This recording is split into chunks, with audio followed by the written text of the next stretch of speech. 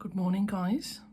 It's Monday the 20th of February and this week I am doing a DGSA course, a Dangerous Goods Safety Advisor course.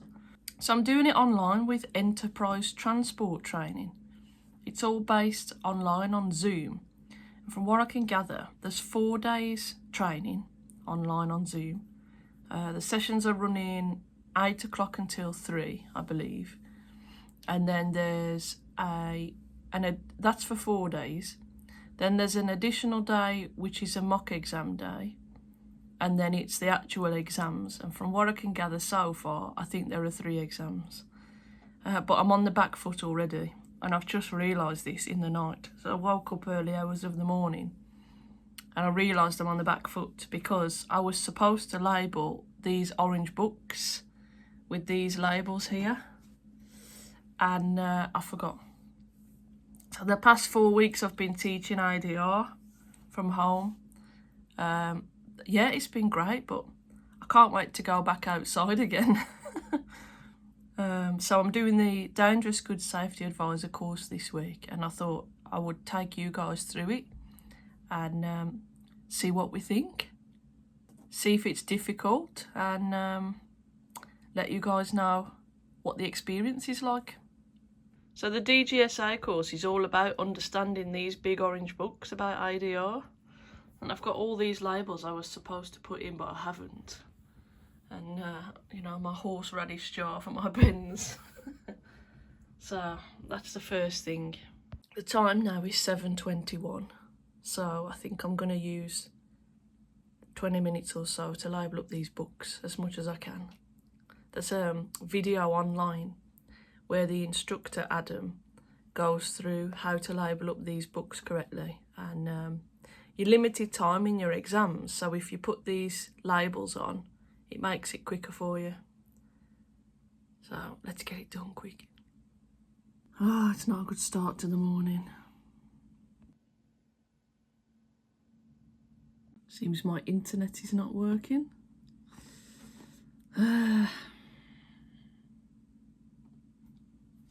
Again, just like the class ones that you've got there, you've got all the UN numbers that are to do with chapter 3 of this book. So you've got everything from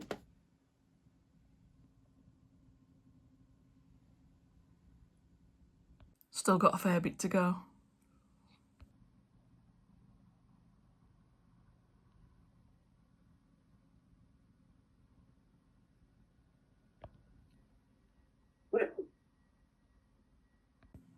Still got loads left over. And I'm already logged in as well. I've still got loads left over, but he did say on the video that there are spare ones. So we'll see how we get on today. Try and catch up at break.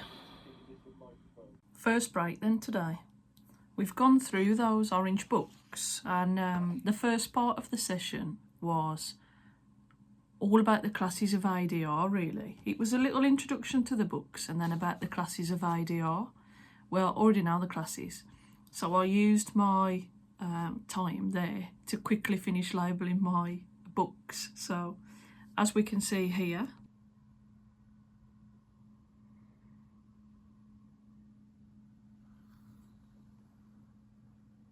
I'm all nice and labelled. Anyway, we're only working with the first book today, the volume 1 book. And we've just done our first exercise. So as a part of the course, we've got a guide that looks like this. And this is what we are going to be working throughout the course. And I've just had a go at the first question on here. And I've got them all correct except this one. So the subsidiary for diallyl ether is 6.1 only, and the one underneath the table in the book was 8 as well, so I've actually misread it. So there's a lesson early on. Be careful when you're reading the book. Let me show you what I mean. So here in the book you've got diallyl ether, and the subsidiary is here, so the classes are class 3, subsidiary 6.1, and I've put 6.1 and I've put 8 as well, which is wrong. So I've missed a mark for that. But that's a bit of rushing really. So yeah, lesson learned. Make sure you're reading and double checking. But all in all, good start so far. All right then, it's lunchtime. So I've got about half an hour for lunch. And of course, we're on Zoom, so I'm at home. I've been able to get myself a nice cup of tea. And I've got Mediterranean style tuna salad. I don't work for Amazon, by the way. This is my boyfriend's hoodie. He used to work at the Amazon warehouse. And he didn't want the hoodie, and I said, don't throw it away. That's all right for around the house. Anyway, first impressions of the DGSA course. I'm getting on with it okay so far, to be honest. When we started, there was 5 women, including myself, and 5 men, which is actually quite surprising. In terms of ADR, I think last week must have been somewhere around the 10th course. Got to be anywhere between the 8th and the 10th course, I think, that I've taught of ADR. And I've only ever taught one lady in all that time. Everybody else has always been male. So I was quite surprised to see it was an even split. Although most people are managers, so most people are either current dangerous goods safety advisors that are doing the refresher, because you have to renew it every 5 years, or they're people that are based in the offices, they're managers or some kind like that. There were 2 completely new people regarding the DGSA course that have got absolutely no experience of ADR or anything, completely new people, because you don't need your ADR to be a DGSA. But from what I've discovered, it bloody helps because you already know the classes. So when you get questions that are something about you have a substance that has a flash point, then you automatically know it's a class 3 flammable liquid if you know your ADR. So definitely it's helpful if you know your classes. You also get stuff about you've got a substance with an LD50, which means lethal dose. So if you know your classes in ADR, you know it's a class 6.1. So already you know where to go inside the orange book. Where if you don't, then it's kind of a bit more difficult for you. And there's a couple of people on there that are looking like their heads are about to explode at the moment. So they're finding it particularly difficult. I'm coping okay so far. I've made a couple of mistakes. And my mistakes are revolving around not reading stuff properly. So Adam said that you are restricted for time in your exam, so you have to get a move on. So like labelling your book with all of those tabs and things helps you because you're limited on time. But then you find yourself rushing, so you're not reading things properly. So I've made a couple of mistakes like that. So I think I need to just slow down a little bit and read things properly. But all in all, the challenging questions we've had so far I've coped okay with. And I know that I've gone wrong because I haven't read something properly, not because I was doing the wrong kind of process. So the whole thing about being a DGSA is just following the processes to find the information you need in the orange books. And unless you've been shown how they work, the orange books make absolutely no sense to anybody. Unless you've been shown how they are laid out. Anyway, we've already lost one person. So it's lunchtime now, it's 12:30. We lost somebody before 11 o'clock this morning. Somebody so overwhelmed that they've dropped out already. But I think the key to it is if you've got a good understanding of the classes, then it's not so bad. And also having a knowledge of chemistry. I mean, I don't have a degree in chemistry. My degree was biology based, but just having an awareness of chemistry, I think gets you a little bit of a head start. Anyway, there's 3 exams and you've got 12 months to pass all 3. So if you fail one, you've got 12 months to get that one passed. Then you get your DGSA qualification. If you don't do it in the 12 months, then you have to start again. But already, I'm feeling okay. One of the ladies on there is actually the DGSA at one of the ports. So she has a really responsible job. She says she deals with explosives and radioactive, so that sounds like a scary job responsibility-wise. But all in all, so far so good. It's nice doing it from Zoom, but I think you can benefit from doing it in a classroom as well. Adam's showing us on the screen where to find the information in the books and things. It's all working around. He shows us how to do something, and then we work through our exercise book, completing the questions similar to what we've just learnt. So I think classroom-wise, it would help if he was there to physically show you in the book. But it still works the same digitally. I'm okay with it. I'm finding it fine so far. I'm enjoying it, to be honest. So yeah, we'll see what we've got after break. Right, that's the end of day one then. So we've worked our way through this workbook and learning a lot, really. A lot of people are tripping up in the same place as me, so that's a good sign. It means I'm not tripping up on daft things. I see where I'm going wrong, so that's a good thing. I'm feeling okay at the moment. Pretty happy. Not going to stress tonight. There's a lot of things that Enterprise sends you as well, as a part of this course. So I've got the candidate guide, and I've also got samples of each of the exams. So there's an exam called Road, all classes, and one called Core.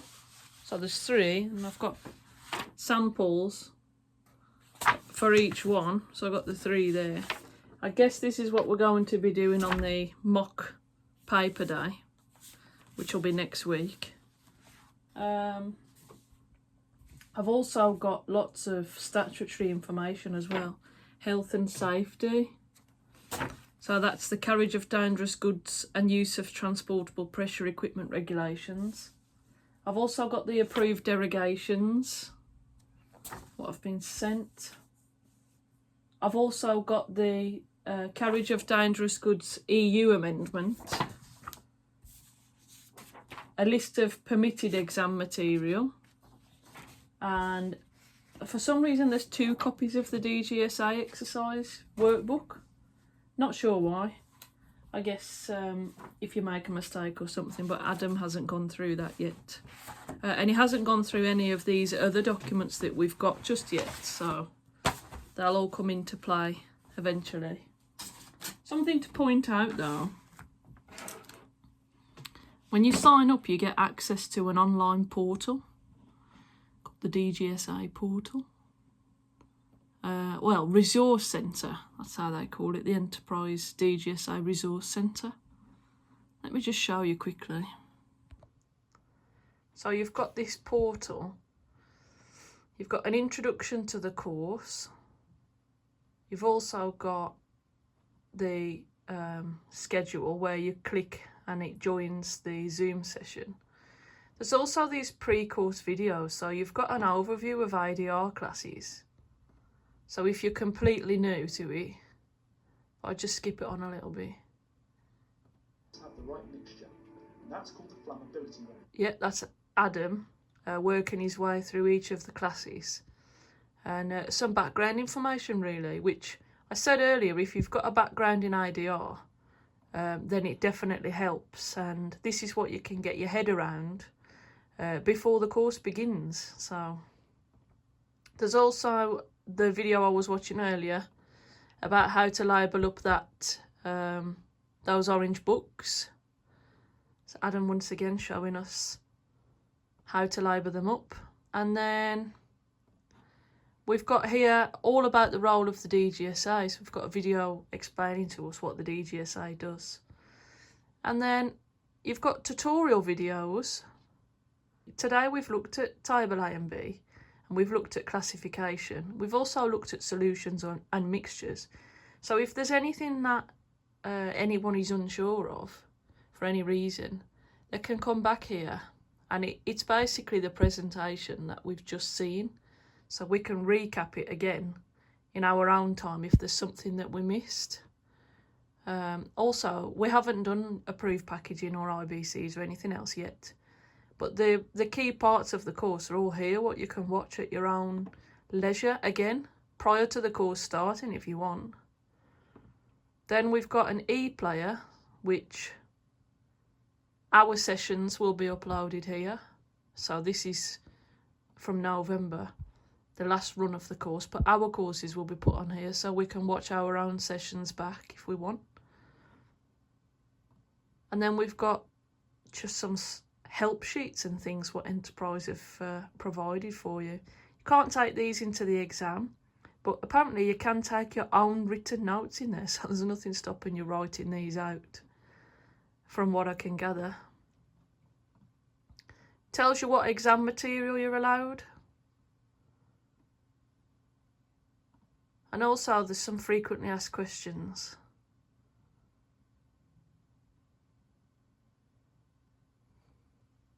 So there's plenty on that resource centre, if there's anything that anybody's struggling with. Now, so far, I'm pleased to say there's been nothing involved in maths. It's all about following it's a bit like a puzzle, really. You get a question and you have to try to solve it by using the orange books, and there's a method or a procedure in which way you find the answer to what you're looking for. So I think the biggest problem is rushing and not reading the question properly. But so far after day one, I'm feeling positive. We're going to move on to limited quantities and all that business. Well, because I teach ADR, I hope, so far anyway, I've had a bit of a head start because I know the classes. That has helped. Hopefully, because I teach ADR, that will also keep me at an advantage going into this. We'll see. We didn't lose anyone else today, so that's a good sign. Yeah, all in all, day one, happy.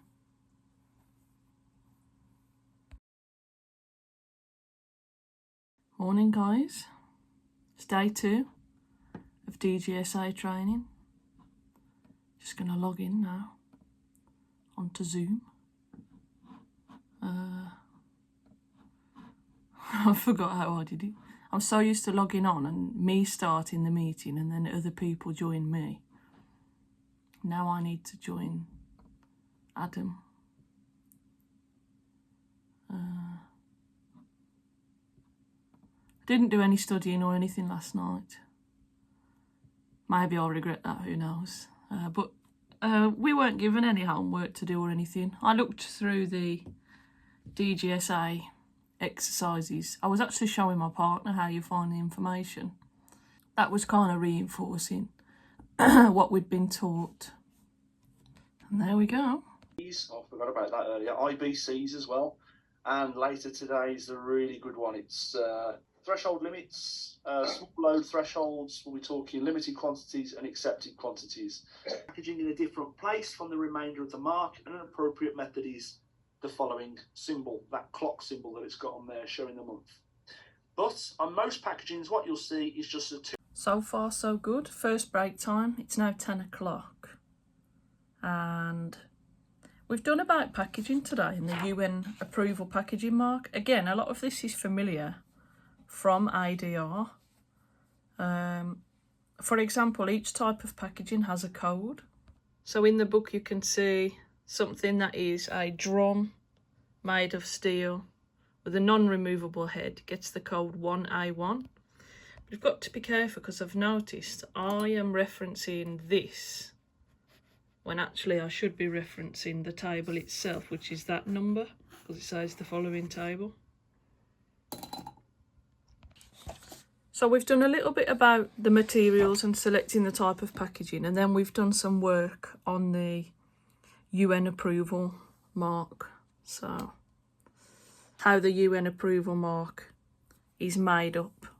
So for example, here is a UN approval mark, and then we've looked at what each thing in that mark means.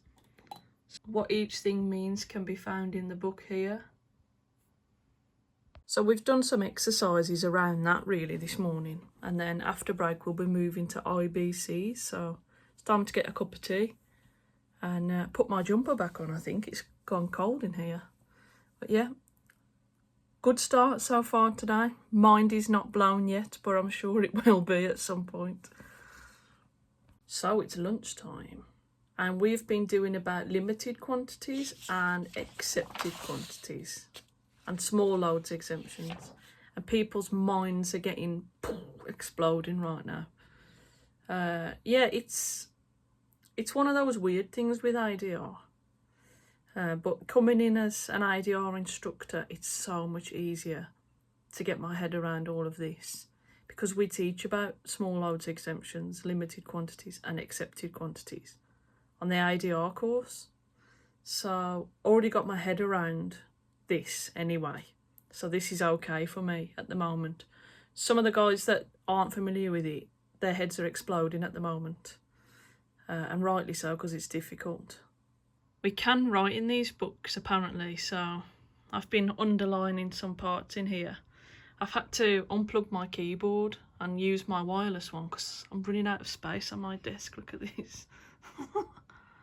Oh dear me. Well, after lunch we've got accepted quantities. We've got that pleasure. And then it will be working through our exercise book. So yeah, it's lunchtime now. Let's go grab some food. Still coping okay so far.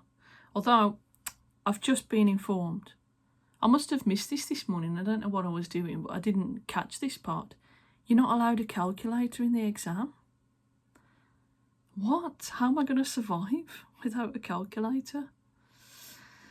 I hope that's not true, but by the looks of it, we've been told, Adam said someone had a calculator took off them before. You're not allowed a calculator, which is absolutely bonkers. So you aren't allowed to stick anything into your ADR books, apparently, but you are allowed to write in them. So I thought, how can I make life easier for myself? I thought maybe somewhere in the book on one of the blank pages, write out the times tables, because I'm so bad with numbers. You don't even understand how bad I am with numbers. People say, oh, you used to teach science, so you're supposed to be good at maths. No, I'm not. I'm not. Very bad with numbers. It just confuses in my head. It's like, mental maths or anything.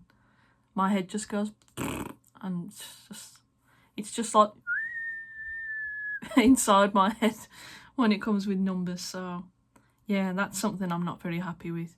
Although actually there isn't much maths involved at all so far. It's just this business with limited quantities where you have to do a bit of numbers and small loads exemptions. But apart from that, it's nothing complex. Not like the transport manager exam. So coming into this as a qualified transport manager, it's nothing to do with that at all. So if you think it'll be easier for you because you've got your transport manager certificate, it's not going to help you. What's helping me big time is just being really confident with the rules for ADR. So really knowing the classes and knowing the rules about small loads, limited quantities and accepted quantities. And also the rules about marking and labelling boxes and marking vehicles are already making my life so much easier. So if you're thinking about doing a dangerous goods safety advisor course, you've got to be sharp on the rules for ADR. And the good news is you always get a guide. You always get an ADR workbook usually. And you can use that if you can get that inside your head. So far, it hasn't been too difficult at all. It's just remembering the procedures for finding the information in the books, but you can make notes of the procedures. It's not too difficult at all so far coming in with knowledge of ADR. I think if I was coming in with no knowledge of ADR, I'd be finding it mind-blowing, to be honest. A bit like how some of these guys are looking on our course. So yeah, big advantage to know your ADR. Let's get some lunch. of where our limited quantities value was is our accepted quantities value. So in this case, our accepted quantities value is E2. Now that's slightly different to the way the limited quantities value was expressed, because that was expressed in litres. It told you what it was. Whereas this gives you a code rather than anything else. And to find out what that code means, you follow it off to 3.5.1.2, which is at the back of volume 1, just after the limited quantities section. Somebody please put me out my misery. How the hell do you do the calculation on this without a calculator? I'm so puzzled with it. I don't know if there's a dyslexia for numbers, but if there is, I swear I have it. I'm so bad at maths, it's unreal. How do you do this? 1,000 boxes each containing blah blah blah blah blah. How many boxes must the manganese resinite be split in to make use of the accepted quantities exemption? So manganese resinite is E1, so you can have 30 grams maximum. Well, we're okay because we're 25 grams, but we've got 4.5 kilos of it, and I looked in the book, and if it's E1, we're allowed a maximum of 1,000 grams. So how do I calculate this question? Is it 1,000 divided by 25, or that gives me 40? 40 grams maximum in the outer packaging. But we have 4.5 grams.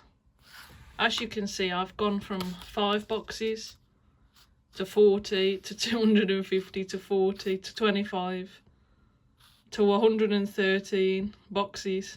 Lots of calculations everywhere. Totally bamboozled by this question. I've got absolutely no idea how to do this question. Put me out my misery. I've answered all the others, but this one,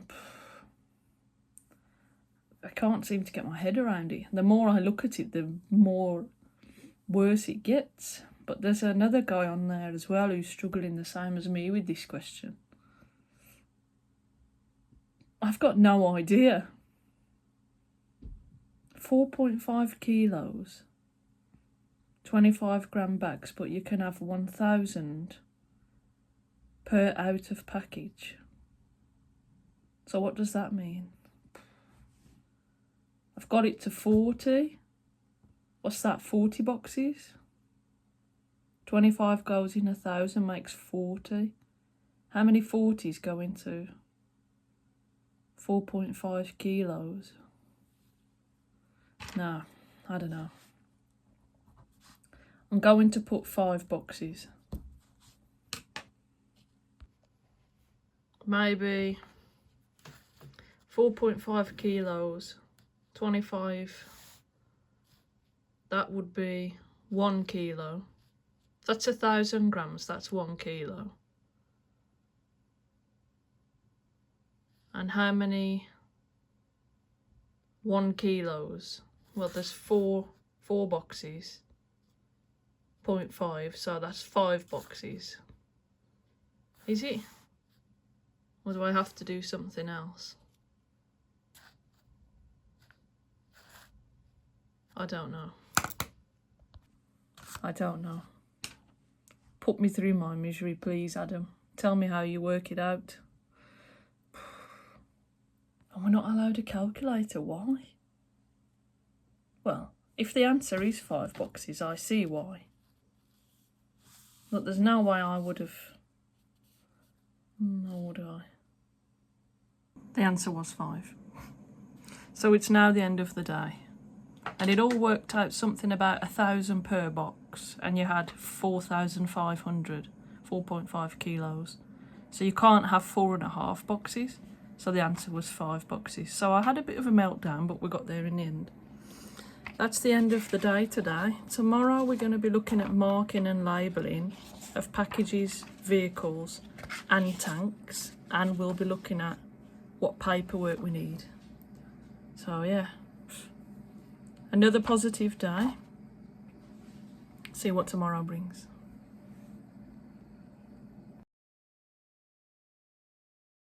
Good morning, it's day 3. Let's see what's in store today.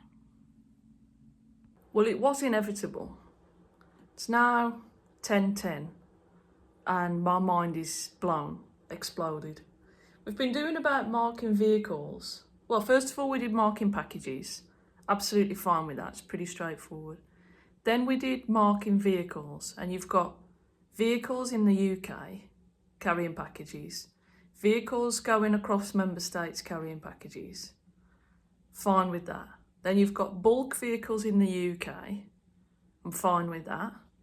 Then you've got bulk vehicles travelling across member states.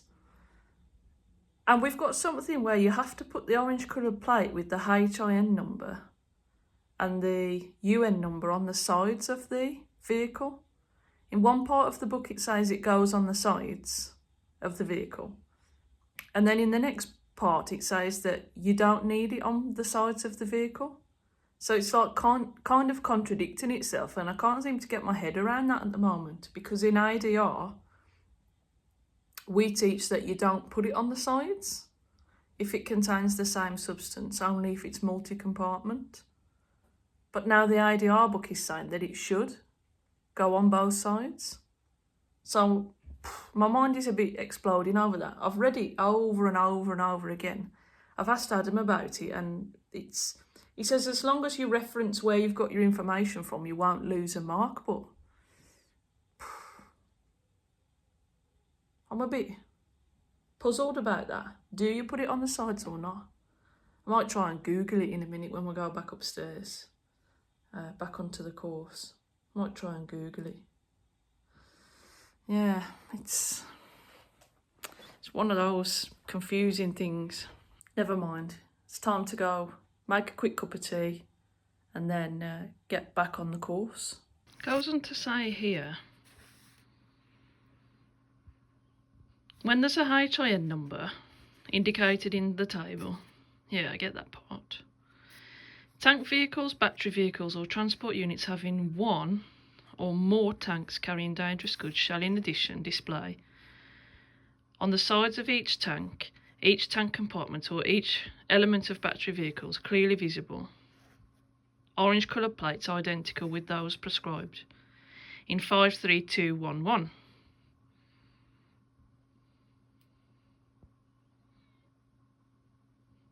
For each of the substances carried in the tank in a compartment. Yeah, I get that. So that's saying we need the orange plates on the sides as well. And then over here it says, for transport units carrying only one dangerous substance, the orange coloured plates described previously shall not be necessary, provided that those displayed at the front and rear bear the hazard identification number and UN number. What? But this says if you're carrying one substance, one or more tanks carrying dangerous goods. So this is multi-compartment then, isn't it? Is that how it works? Carrying multiple dangerous goods. And then this is if it's carrying the same substance. Don't know, I'm a bit confused about it. I think it's something to do with the multi-compartment, but I don't know. It's blown my mind, that has. I think it's got something to do with more than one single tank with a different substance in it, but separate tanks, not mixed vehicles in the same tank. I don't know. It's confusing. So it's lunchtime. It's been full on today, really. Marking and labelling of packages, vehicles, everything. I'm pretty happy with everything except for that one that I found, but I've narrowed it down to if it's the same substance, you don't need to put the plates on the side. And as long as I can reference that, which I can in the book, then that's okay. Otherwise, we've done some work now on documentation. Absolutely fine with that. Did get tripped up earlier on a question about marking your vehicle, because it turns out you can have packages that are ADR. So your box is full ADR, so you have to label it following the rules of ADR, not limited quantities. But if you've got less than a certain amount, depending on the transport category, then you can have the box on the vehicle, but the vehicle doesn't have to be marked. And me and a lot of others immediately tripped up on, well, if the box is full ADR, then the vehicle is ADR. So it's orange plate front and rear, but actually it wasn't, because it was under 1,000 kilos in transport category 3. You didn't need markings on the vehicle. So it's a lot of careful reading and thinking, but it's like a puzzle, and to be honest, I'm enjoying it. I really like learning new things, and I'm enjoying the course. It's a lot of searching for things in the book yourself, and I like that kind of puzzle challenge. You know, I get bored easy. I like a challenge, and it's definitely a challenge trying to find the bit that you want. But yeah, enjoying it so far. I don't think, a lot of people think DGSA is some kind of dark art or witchcraft. That's what Adam said at the beginning. It's actually not that bad. I think the key to it is knowing your ADR rules, and that will help you with DGSA. But otherwise, it's not something that you should think is some kind of witchcraft. It's actually not that difficult. It's just about finding the information in the books. When you've found the information, writing it down and referencing it. So far, I'm not finding it that difficult, apart from in places where there's a few contradictions. I don't know, maybe that'll make more sense to me as we go. But we've got one more teaching module to do about tanks, and then we've finished. But there's quite a bit of the books that we haven't looked at, like transport operations. We haven't really looked at that yet. I'm not sure if these are parts of the book we don't need for the exam, or whether it's something we'll look at another time, but we've pretty much covered the whole of the 2 books now, apart from some small parts here and there. And we're on day 3. Apparently, day 4 is mostly working through these mixed exercises and then going through the answers of how we got them. So we'll see. So 3 days of learning, 1 day of practicing and going through the answers. But yeah, it's not so bad. We'll see. Maybe when the questions get a bit more complex, my mind will be exploding again. So far, so good. Day 3. Go get some lunch now, and we're going to go through these answers. We'll see how we got on. 4 pages. 4 pages. Yeah, always 4 pages. So yeah, reference 5.4.3.4. 5.4.3. It's almost 3 o'clock now, so we're nearly finished for today. We've moved on to these mixed exercises now, so we've covered all of the teaching parts of the course. And really, it's not so much teaching, it's more showing you where to find things and what things mean, and then you get on with it, because you learn better that way. I agree with that anyway. Again, the biggest issue is misreading things. Here, for example, minimum test pressure. So I did all the searching and everything, and I got 2.65 bar, but I read it as reduced by 1.5 bar, but it's actually reduced to 1.5 bar. So I wrote 1.15, and actually the answer was 1.5. So it's so easy to misread things. And, you know, it's late on in the day as well. You know, we've been backwards and forwards in these books now since 8 o'clock. So mistakes tend to happen. We've just done another mixed exercise, which is touching on the things that we did on Monday and Tuesday. So going back at what we've already looked at, I'm feeling pretty confident with that. So we'll see what the marks are at the end. I think we're going to go through the answers today, hopefully, so we'll see. No, of course not, because write-off's just a product name. You're absolutely right, yeah. No brackets, because we don't know what's in it. So we should have come out there with a UN2922 corrosive liquid toxic NOS.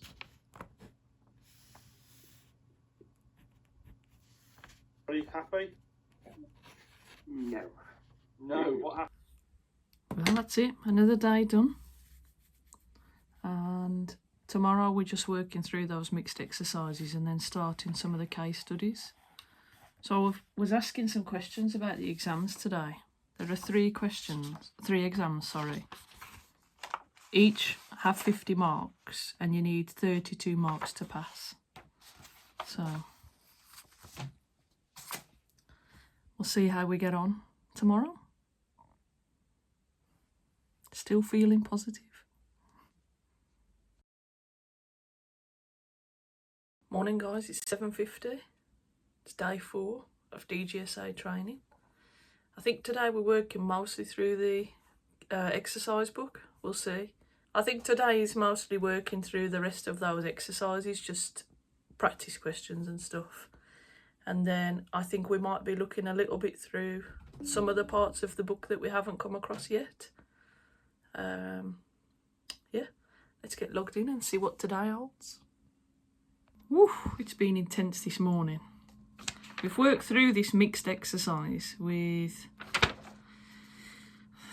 5 questions on it, and some of them were really hard, and really you had to go back on what you learnt on the first day and try to remember all the small details, and some of them were really challenging to try and find what you're looking for. Like, you know what you need, but you can't remember where it is in the book.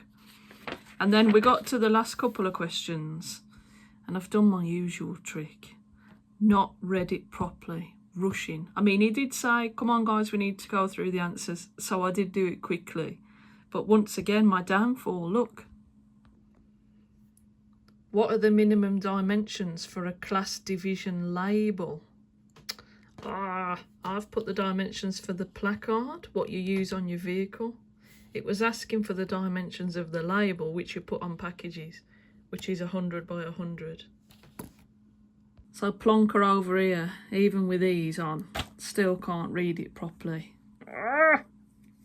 Anyway, we've got a quick break now. We've got 15 minutes until 10 o'clock, and then we'll be moving on to the next mixed exercise. So full on today, but yeah, learning a lot still. And I'm using more of these tabs. So they give you tabs depending on where you got the book from. So mine came with these tabs, and they leave you some blank ones. So I've been marking some of the pages that I've come across with some of the blank ones, and along the top here. For example, I was searching so long to find out. For example, it says here, the following IBCs are authorised. 11A, there. And I was wondering, well, where does it tell me what 11A means? And I went backwards and forwards in this book.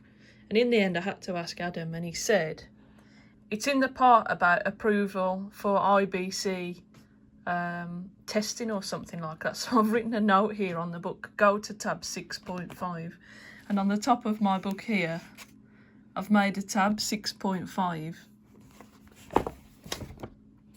It takes me to the part about IBCs, and it tells me here what the codes are and what they mean.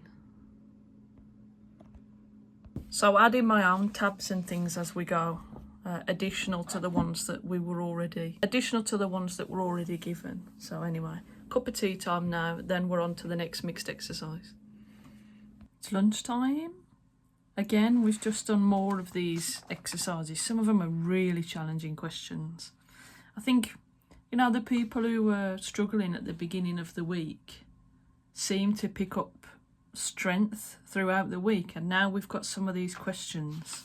I feel like a couple of members have had a bit of a knockback at how challenging these can be, but I think they're purposely challenging to make you pull your hair out, because you learn from it and you learn where you've gone wrong if you did go wrong. So it's the best way to practice for an exam is to practice questions. That's proven from my experience as a teacher. That's proven method.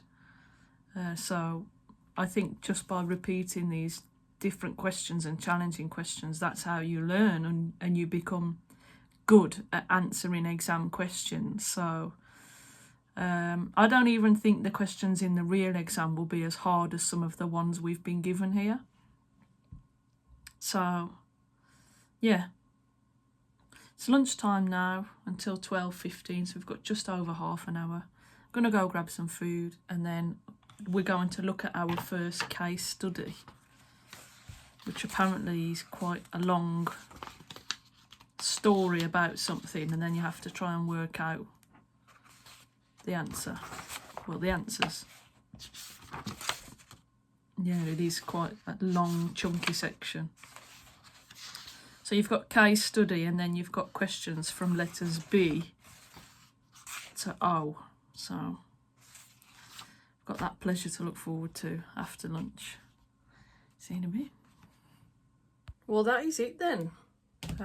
That's the end of the course, learning wise and teaching wise. We've worked our way through this exercise book all week, and we've got to where there are there's one mixed exercise left, and there's also one case study left. There was supposed to be 2 case studies left, but I ended up doing the wrong one this afternoon until I realised I was doing the wrong one and then had to switch. So there's a couple of things left to do, and we actually have another copy of the exercises. There's 2 copies in there. So the key to this is keeping your mind fresh on where things are and stuff. So throughout the week, today is Thursday, so we have a complete week because we sit the exams next Thursday on the 2nd of March. So there's a complete week in between now. So, and I know if I don't keep these questions being answered, there's no way on earth that I will be able to keep everything fresh in my mind. We have got some mock exams to do, but we're going to do those on Monday. So it's the end of the teaching and learning session. But on Monday, we've got a DGSA mock exam. So we're going to sit all 3 exams we're going to be logged in on Zoom, but we're going to sit the exams in silence anyway. So a couple of people can't make that one. And I believe there's another session, Adam said, on Tuesday afternoon for any last minute questions, or Tuesday evening, something like that. But anyway, all in all, that has been the course. I'm not sure if I'm going to film any more about this just yet. I think I'm going to leave this as a vlog of the experience of the course. I think, rounding up, it's a course that if you know your IDR inside out, all your classes, you know about limited quantities, you know about accepted quantities, small loads exemptions, you know about flashpoints, lethal, dose or concentrations, things like that, then you'll probably find it a bit more easier to cope with, I'd say. If you're coming into it completely fresh without your ADR, you're probably going to struggle because, and I'm not saying it's impossible, you can do it, because we had a guy who doesn't have experience with ADR on our course. You know, it's not impossible, but I think it helps to know your ADR a little bit. And as regards things like PPE and firefighter capacity, I know the answer from ADR. It's finding it in the book, because you have to reference every answer. You can't just write the answer, you have to write where you found it in the book. Well, whichever one of the books. So, I'm feeling happy, I'm feeling good about it. I think it's been a good course. The way Enterprise have put it together, as there's minimal amounts of teaching, really. It's mostly you're shown how to do something and then you're left to do it, and the questions purposely cover things that you haven't looked at, because you start learning the skills of the book, sends you to different parts and you learn those skills. So probably by around Tuesday afternoon, Wednesday, we were mostly figuring things out ourselves, which is a good thing, because you learn most while doing. And I've put extra tabs in my books. I've been writing all inside the books notes about all kinds of things. So hopefully that will help. So we're allowed to take the ADR books in with us to the exams. Of course, we're going to need them. But we aren't allowed to take any additional notes or handouts, but you can take the ADR book with you. So that was that.